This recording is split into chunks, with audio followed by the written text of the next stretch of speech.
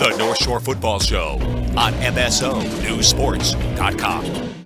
Hi everyone, I'm Bill Newell along with Rick Moore. We're in Ipswich this week for our football preview show. Just ahead we'll be talking with Kevin Fassett, the head football coach at Ipswich, and four of their co-captains on this year's team, and we have some other surprises coming up in the program as well. But Rick, let's just talk about some of the games we're doing this week. Our live video streaming game Friday night is a classic, really. It's Beverly playing at Gloucester.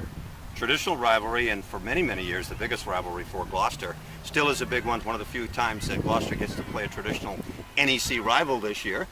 And of course, Gloucester with a surprising, I don't want to say easy, but a good-sized win over Revere on opening night against Lucia Catelli's team. And Beverly with a little bit of a disappointing loss, the game that you had. They came back, but not quite all the way. So, the scene is set for another tremendous, hard-fought game as always. This one at Newell Stadium. Yeah. So, and Beverly will be coming off that loss, as you mentioned, to Lynn English. But it was a very close game, and they battled their way back. And we're looking for an opportunity to come back, and as they did so many times last year with all those comebacks that they had last year.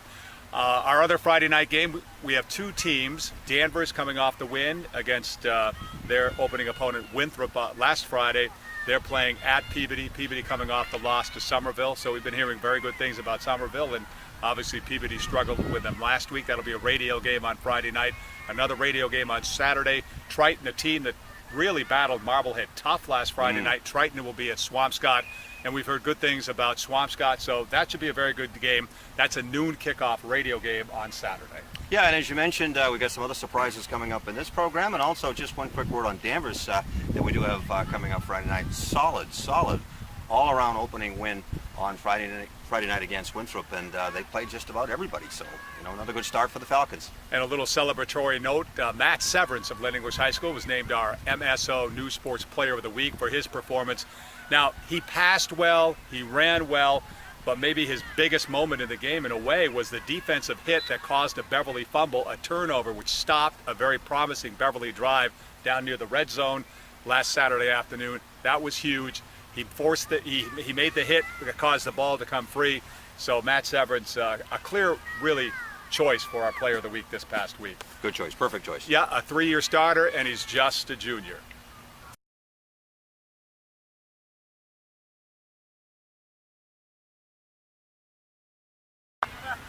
We are here with Ipswich head football coach Kevin Fassett in his third year here at Ipswich. And Kevin, you guys are coming off a win last week against Essex Tech. So tell us about some things that went right for you guys. Yeah, I thought we did a great job coming out in the game. Our opening drive was pretty nice. We put in a new offense this year, and split back veers. So transitioning from the spread the year before to that was a big jump. So for us to score points early was great. And then unfortunately we became a little more inconsistent. We had some errors throughout the game, and we ended up winning 14-0. But there's definitely a lot of things we need to work on moving forward. Yeah. It's hard to work with your line. Who's got more responsibility when you put in a new offense? The line, the running backs. I know you have to mesh together, but I guess the better question is for who's has a tougher time learning in a new offense? I would say the quarterbacks. I mean, we're under center all the time, and they're reading different what we call dive and pitch keys so quick, and it hits so fast that to be able to see that speed in practice is tough, and we're trying to simulate the best we can, but the game situation is a different speed. So once we get them caught up, I think they definitely have a lot of weight on their shoulders with this new offense. So I'm sure you identified personnel on your team to put into this offense. So what are the key personnel and their roles in this offense then? Yeah, we got 4 linemen that have a lot of playing experience. 3 of them are 3-year starters. So that was a big idea behind it. And then we lost some of our speed at skill, but we had some, backs might be a step slower, but are pretty tough kids, and that's part of this offense. So we were really going to rely heavy on our offensive line to get movement, and our running backs to be serviceable behind them. I've known Coach Foster for a long time. I used to teach with him up in Gloucester. And what's his influence? I mean, the fact that it's big in the paper today about the lacrosse influence and the winning attitude. But how do you work with Coach Foster? Oh, how do you not? I mean, no, he's an awesome guy. He's coached under, he's been a head coach. He's been the assistant coach here for a long time, all the way going back to Jack Welch. And he's done an amazing job. And, the fruits of his labor has paid off as he's won multiple state titles at, different sports. And he's a joy to be around. The kids love him. I'm still getting to know him really well, and he's just done an outstanding job. And he's just a great he's a great piece of the program. And having him and Peter Ginolfi, who's also a lacrosse coach, those two guys have been outstanding. And really, I think we're going to have some more success thanks to those guys jumping on the staff. Tell me about Newburyport. You're up there, big Friday night game, bigger school, all of that stuff. How are you preparing for that? Well, you know, each week we got to make sure we show up to play. I mean, they're a very good team, and they played Linfield tough for a long time. And, you know, we've had some great games with them. And, you know, really us moving forward is offensively we got to execute the option, and that's who we are. And defensively we got to run to the ball and play with a lot of effort. And I think if we do those things, we put ourselves in a chance to be successful. So each week we try to be consistent, show up, give our best on game day, and execute in all three phases of the game. They, you know, they got their second coach in 2 years, their second head coach. But I'm wondering, when you look at films, because I noticed we came out here that you got a drone over here. So what's the effect of that with the high technology? What are you looking at? Did you assign these guys things to film, and then you look at it later? Well, Coach Moran has been doing By the way, it now for 2 years. there's no drone right now. They brought it down, so we're good here. Okay. Yeah, he does an outstanding job with that. And the camera angles you get, if I could show you, are just outstanding. We've done it a little bit in the scrimmages and sent to other coaches, and they love it because, you know, seeing the splits and seeing how we're coming off the ball is crucial. I mean, you saw it. It's 10 to 15 feet behind the quarterback's head, and we might run 6-7 plays consistently down the field, maybe in the entire game, and it's going to be all your technique. So if we're taking false steps, we're too high, and these small little critical things are very great to see when it comes to having that drone. That's what we have. So you have it during the game, an actual game, right? No, you're not allowed to run it in the games. We do it for practices, and then I break it down at night, and the coaches and I will watch it, and the kids will watch it too, just to make sure that we're good to go. Because in this offense, our goal is, with a really small team like that, if a kid goes down, the next guy up's got to step in. And if a kid goes down, it could be a three-way starter. So we got to keep things pretty simple mentally. It might be physically taxing, this type of offense, but we got to make sure that, you know, sophomores are going to be jumping in the game, you know, in the second quarter or after the first play. You never know. I was talking to Jeff Hunt about that over at Manchester Essex, and the fact that you have to use freshmen sometimes in places where you don't want to. It's good and bad. I mean, it might be bad in that instant, but it's also good for the program down the road. What are the numbers for you guys in terms of the older kids versus the younger kids and so on? Well, we have a very big senior class of 17 kids. We got 5 juniors, about 9 sophomores, and about 27 freshmen. So our freshman class is pretty big, and I think they're going to be very successful if we can keep that core together. And you know, in these schools, our goal is to get 2 classes back to back. And I think this year our heavy senior class can help carry the weight of that junior class, and then the sophomore class is serviceable as they get a little bit bigger, faster, stronger through the program. You've been through the league a couple of times now. Third year as head coach. What are you feeling most comfortable about yourself in terms of coaching and coming out here every day with these kids and having seen the league? Well, I think as a coach, you always have to continue to learn. And I'm learning every single day from, you know, like Coach Foster and some of these other coaches that have a lot of experience. And that's the big thing, is that, you know, when you go back and look at the film, whether it's practice or a game, is learning from your mistakes. And I've made plenty, believe me. I've made bad calls. I like to think I made good calls, but I made a lot of really bad calls, maybe people in bad positions. And each year you get better as you go. That's why those experienced coaches have a lot of success, because they've already made these mistakes. So hopefully I put a lot of those behind me, and each year you're learning as a coach. So I like to say each year I'll get a little bit better. That's the message you're trying to send up to Newburyport this week. Right? Yeah. I'm hoping so. I just one more question. Sure, and absolutely. That's, tell me a little bit about your captains. Oh, those 4 guys are awesome with their character. And what happened is we were going to take probably 2 or 3 being a small program. But me not being in the school system, and those guys, those top 4, were voted by their former players of seniors last year all the way to those freshmen now. And those guys won by a landslide. And those 4 guys are the heart and soul of the team. And those guys are the guys I definitely translate to a lot, not being in the school again. So you got Matt Rugo, Aiden McAdams, Tommy Herron, and Pat Gillis. All 4 of those guys play a crucial role in their positions. And they're leaders. And they work hard, they lead by example, and they're good character kids. They give the Ipswich program a good name. And they're going to be successful down the road, too, because their work ethic is so strong. Absolutely. Looking at the Cape Ann League, my last question, I know there's different divisions, but what can you share with me about what you know about the Cape Ann League heading into this season right now? You know, what's the preview look, as I would say? Well, there's some strong teams. I mean, it's really early. And with some of the smaller schools, it's tough because if one kid goes down, like I said before, it's a 3-year starter. So the ability of certain teams to do fluctuate, but in and out. We've been in a close game almost every game for the last 2 years of the program. So we got to bring our best to the table, and I think that's a credit to the other coaches that are really good within the Cape Band, and the kids are playing hard for them. So each week we got to come to play, and I think we'll get solid competition from here on out.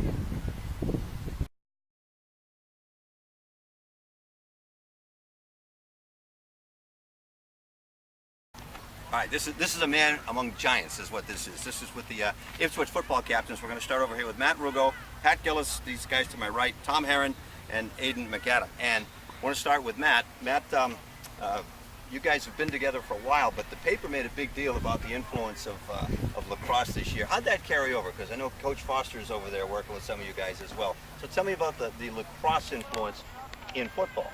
Well, I think it's like a lot of teamwork both ways, and so we all play with each other, and in lacrosse we were successful, so we can kind of bring that mentality over to football and be more successful. Mm-hmm. Pat, what's it mean to you to be with these guys, a captain your senior year? Because this is something you go in freshman year, you're anxious to play, you work your way up, you work your way through, you're working with the older guys, and now you're one of the older guys. It's really special. Since freshman, we've all looked up to the seniors as gods, and now it's just 4 years later, to think that where they were, it's an honor, especially being in a town like Ipswich. Excellent. And okay, Tom, same kind of question. You work with these guys, and then you bring that winning attitude from lacrosse over into the football game. What's that feel like in that first win? First win was definitely really big. I know definitely in lacrosse we were looking for that state championship win, so that's something that we definitely want to try and bring here, that definitely competitiveness to our football team, and that win definitely helped. What's that attitude, Aiden, like for, how do you take this, what you guys have done with lacrosse and now in football, and you got the younger kids, because you remember what you were like as a freshman. How do you deal with the younger kids? What do you guys do as senior leaders? Because you got your own agenda, you want to get as much playing time as you can, but this legacy continues.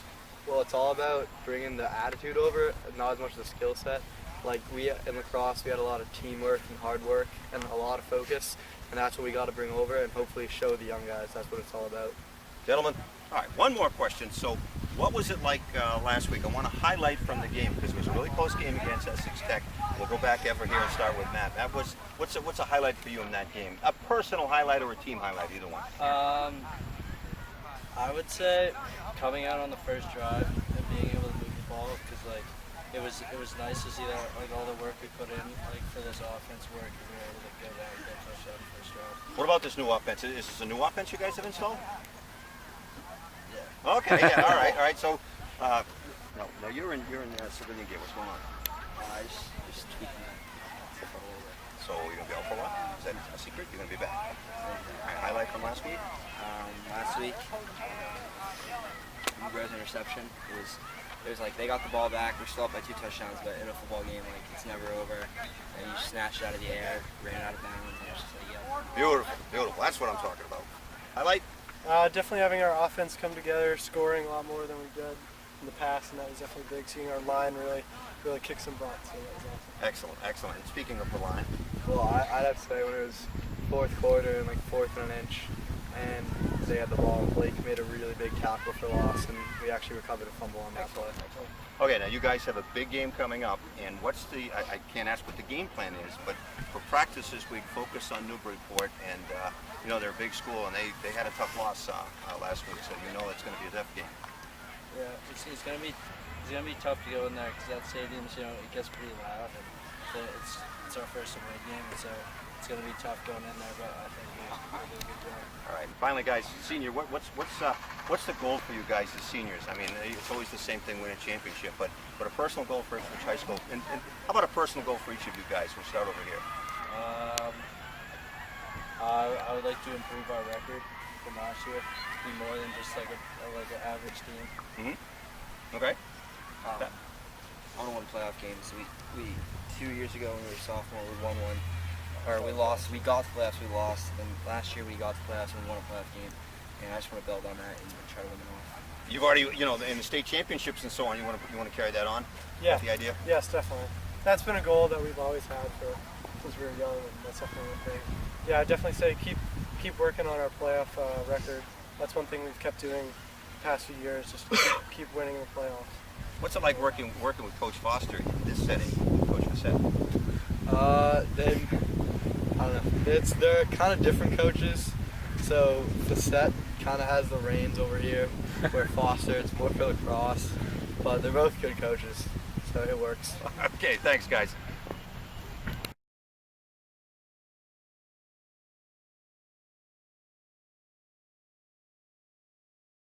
Well, Coach, tell me about Gloucester. What are you looking for in this game?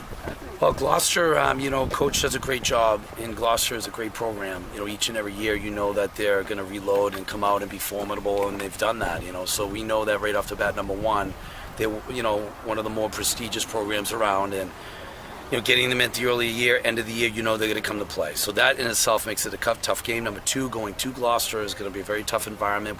Everybody in the North Shore knows about how Gloucester High School football, playing at their place, how difficult that can be. Yeah. So that in itself poses a problem. And then three, they're fast. This is a fast team. One of the things I noticed about Gloucester right away is that they got really good skilled guys. They got some key components in the line. They have overall outstanding team speed. So these are all things that we're going to have to deal with, and then all these things make them formidable for this Friday.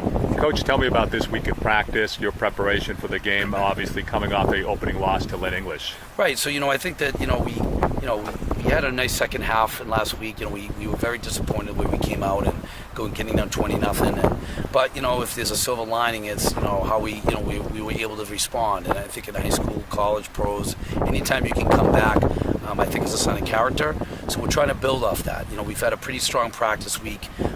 We were happy to see how our passing game was, but certainly we got to clean up our defense. I think offensively we're going to be fine, but defensively, we still have to find that that continuity that's going to allow us to be play at a championship level. And until we do that, that's something that we're going to continue to focus on in practice and get better at.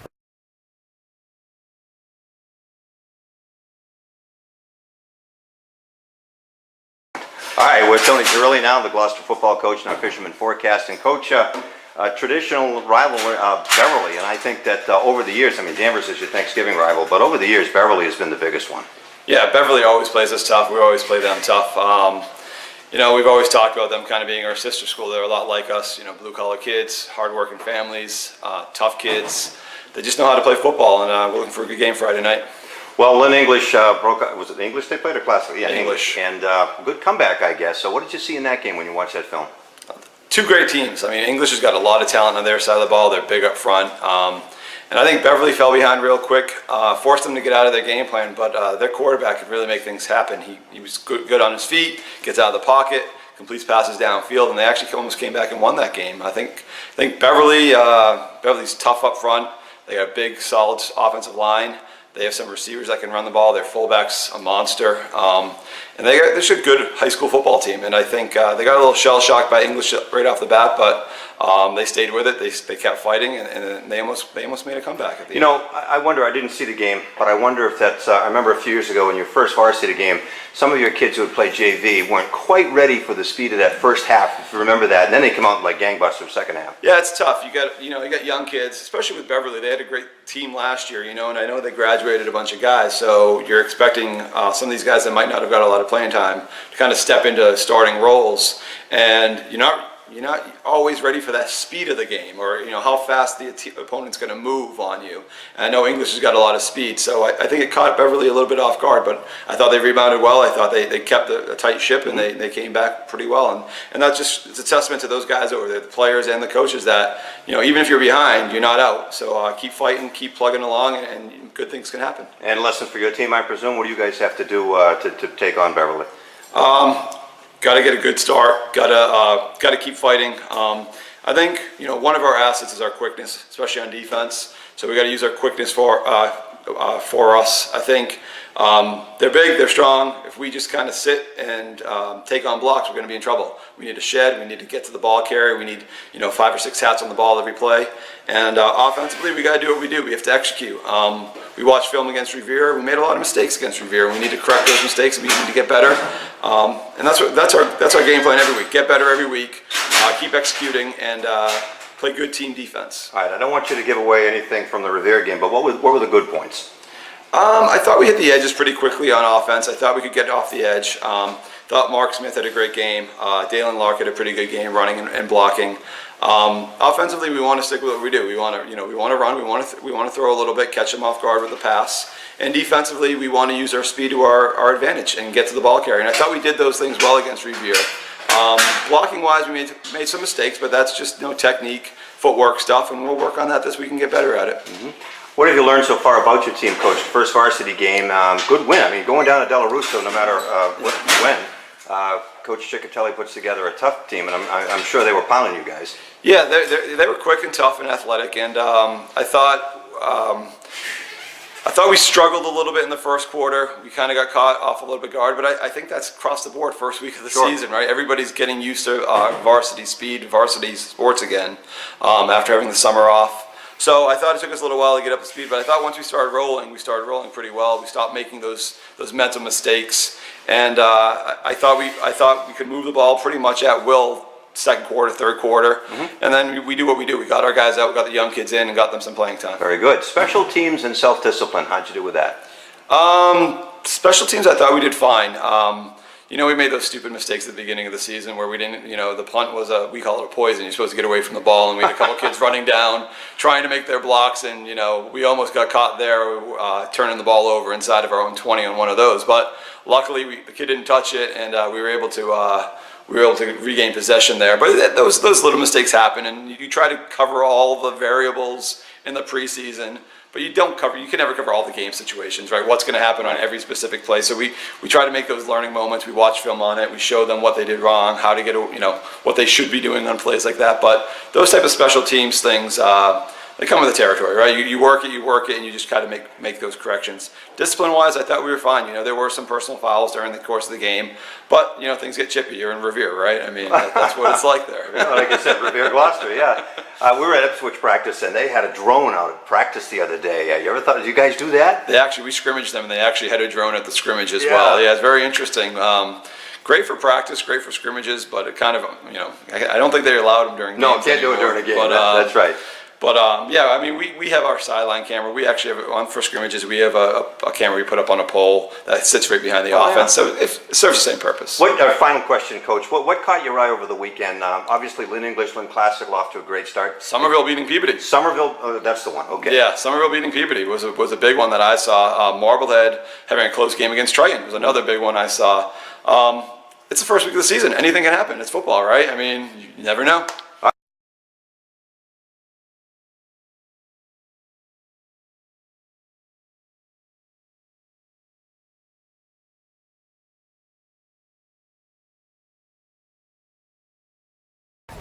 Well, Matt, what a game today here. This was, as a team, you guys must be really pumped today. Yeah, we are. We started off strong. We second quarter it was 20-0, and they kind of got some long shots on us, and we can't let that happen. But we ended up with the dub, so it was a good game, I think. Matt, a third-year starter, Matt, but yet I thought today you showed a lot of poise. How do you feel different this year from last year or the previous 2 years? Well, it's my third year in the offense, so I know a lot, and I feel safer in the pocket. Yeah, the offensive line definitely improved. That's an excellent point, by the way, because you felt very safe in the pocket, actually. I didn't get sacked once. Yeah.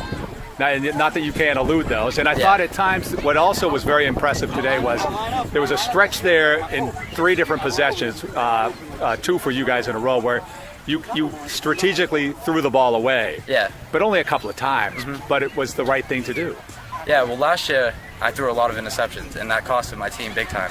So this year I just want to limit the turnovers, and, we put up 26 points, so it helped. The North Shore Football Show on MSO Newsports.com.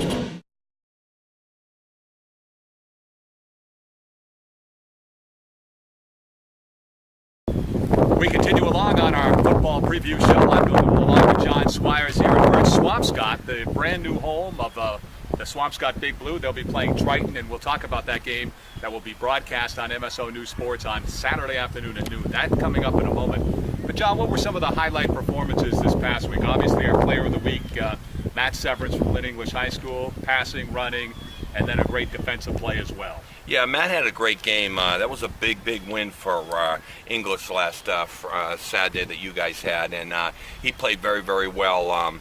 He passed well. He ran. I think he had two touchdown passes. He ran for one himself, and as you guys talked about and alluded to, he's really matured from his freshman year, being a third year starter. He was a junior, if I'm not mistaken, right? Yeah. And then Colin Furry, who we're going to cover this Saturday in a big game against Trenton in Swampscott. He had threw for 5 touchdown passes, 4 different receivers. One of them, Luke Cote, who had 2 of those, and that was a big performance. He did very well also. Yeah. Another performance, a great performance. A lot of throwing out of Nick Barry, the Beverly quarterback, despite the loss at Lynn English on Saturday afternoon.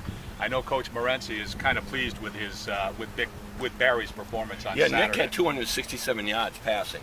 So that's another big game that we're going to talk about momentarily down in Gloucester Friday night. That's going to be a big game, and Nick had a great performance. In fact, he was the top passing yardage quarterback on the North Shore last weekend. Do you want to talk more about that game right now? Well, let's talk a little bit about the Friday night game down at Gloucester. Yeah, that's it. Yeah. There's a lot of history going into that game. That's a very big rival. Other than the Thanksgiving Day game, which is really kind of new for Gloucester and Danvers, that's probably the biggest traditional game for Gloucester year in and year out. Now, Gloucester has tremendous tradition down there. Friday night football down there is really a sight to behold. You've done games down there. I know Rick has done game down there. Timmy's done games down there and continues to do them. They have a lot of tradition. I expect close to a big crowd down there, maybe 3,000 or 4,000, which would be a great crowd down there. And this is a big ball game for Beverly. Beverly, it's been a long time since Beverly started 0-2, and they're going into the game 0-1, and it is very important standing-wise. They want to have a playoff caliber team. They want to get into the playoffs. More importantly, they want to get the team rolling. Gloucester, which was one of my preseason picks as a possible contender, comes into the game 1-0. They have a new coaching staff down there, other than their head coach, but they always play tough down there. They're tough to beat on the home turf. That should be a big ball game, Bill. Yeah, and I know even the old timers out, if you will, in Beverly will tell you, even though Salem was the Thanksgiving rivalry and still is the Thanksgiving rivalry, if not as equal or big, would have been the Gloucester game year in and year out between those two schools over the years. Well, Lynn Classical and Lynn English both posted wins last weekend to open up their seasons. They're both 1-0, and they're both on the road this week. Classical playing at Malden on Friday night, while Lynn English playing at Somerville, a team that won over the weekend as well. 2 1-0 teams. Yeah, Classical goes to Malden on Friday night, and I don't think Malden has the horses to stay with Classical. I think Classical, once again, is very quick.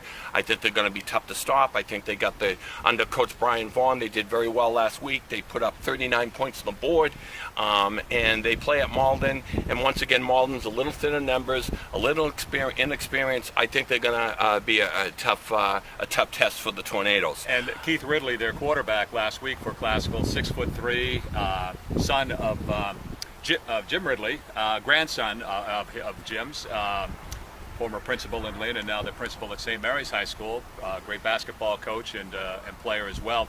But anyways, he had a fantastic game as a first-time starter for Classical High School, throwing the ball, running the football, just really was very poised back there. Yeah, he comes from an athletic family. Jimmy's a great coach and was a great player himself in his day, and the Ridley boy had a great ball game last weekend. So once again, that's going to be could Classical come out of that 2-0, and that would be great for them. And then of course we got the surprise, maybe 2 of the surprise teams, early surprise teams. I know it's only the second week. English and Somerville. Somerville really took it to Peabody last week. From what I heard, the follow-up, that game wasn't even as close as, I think it was 24-8, right around that area, 27-8, 24-8. I'm not sure. I think we have it right here. But, yeah, it was a big win for... I lost my train of thought here. A big win last week for Somerville. Thank you. You know, that happens when you get older, folks. So anyways, that was a big win. And Somerville's taken on English, and you had the English game, and English played very well. That was a big win for them. So that's really going to be a war between English and, I think, English and Somerville this weekend, Bill. Let's wrap it up. The game that's going to be played right here on Bloxage Field, the brand new turf field here. It's Triton at Swampscott Saturday at noon. It'll be on the radio here on MSO. Triton knocked Swampscott out of the tournament last year.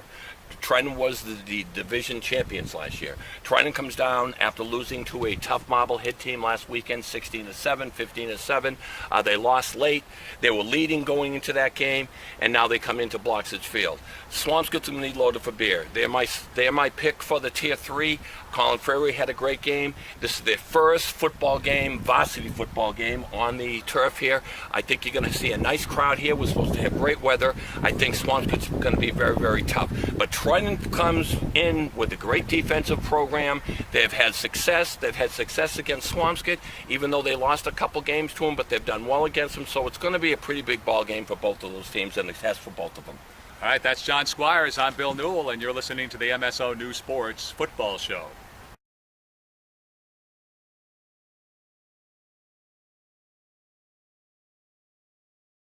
Gino Cresta, Public Works Director, Town of Swampscott, with us here. And Gino, brand new Bloxage Field, but and I know you're very familiar with this project, but Sure. take it through us here. What are we looking at straight ahead here? Couldn't be more proud of this facility. This is going to be the new grand entrance coming in right off of Humphrey Street. We'll have 3 gates coming down each walkway. The one closest to the field house is going to be the main entrance. We'll try to keep the other 2 locked for now. What you don't see here is ornamental fencing. It's going to connect the dots, essentially going from the field house to each pier and wrap it around and connecting this here. So that's something we're really proud of, is the main entrance there. Field house to our right still needs a little bit of work. That's the pink elephant in the room. But we're looking to get a new roof put on that in time, paint up the fascia board. We recently painted the doors and windows, so at least we have the same color below. Yeah. Over there is our concession stand, which will continue to act as our concession stand for the time being. We do have plans to put a new concession stand down at the rear of the field with male and female bathrooms on both sides. Nice. Stand Across over the way, the visiting stands, which we don't see if and when. As a matter of fact, I just got a quote today for the stands. Oh, okay. Probably looking at it close to $100,000 to Yeah. get visiting stands. Hopefully by this time next year we'll have grandstands on the visiting side. Nice. We're going to pan around here. Pan around. The concrete footing you see coming out of the ground there, we passed Yeah. one over there. That's where going to be our lights. Okay. That will be going up hopefully by the spring school season for lacrosse. Gotcha. Back there, that's what we call our pump house for our irrigation system that waters the whole field. That building's there to stay. Yeah. The one to the right will be going sometime. Yeah. Planned for a new storage building. Yeah. In between that building, you'll see a little grass area. We're fortunate enough, the town of Swampscott, to have a donate over $100,000 for a playground that will be going out there between. Oh, okay. Yeah. Out So beyond really that building, a structure out there. Yeah. That's right. Okay. And now we're going to pan right over. We're pretty much come 360 here, but this is the home stands, or the stands, and the press box, the brand new press box. Those press box. These are this grandstand seats or stands, 750. So we're looking to put on the other side possibly 500. It won't be as big as this. Obviously, won't have a press box, but this is really nice. We have some stadium seating. I don't know if you can see it in the middle where they have the plastic seats. Okay. And there we go. that's it. All right, Gino. Thank you very much for The North Shore Football Show on MSO News Sports.com.